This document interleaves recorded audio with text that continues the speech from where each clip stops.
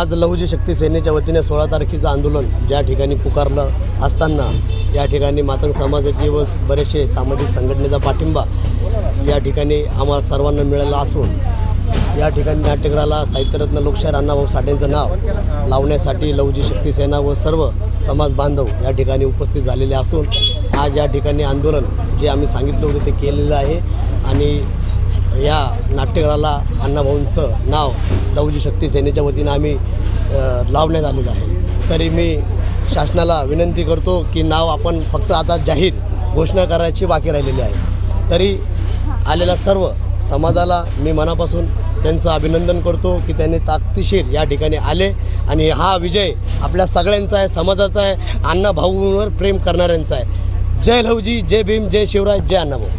जे आपण नामकरण केलं होतं तो फलक आता पोलीस आणि नगरपालिका प्रशासनाने काढलेला आहे। हां, त्यांनी कितीही काढू द्या हो, अण्णाभाऊ मिटणार नाही, मिटवू शकणार नाही। अण्णाभाऊ हे विश्वामध्ये त्यांचं नाव आहे, हे फलक काढल्याने काहीच होणार नाही।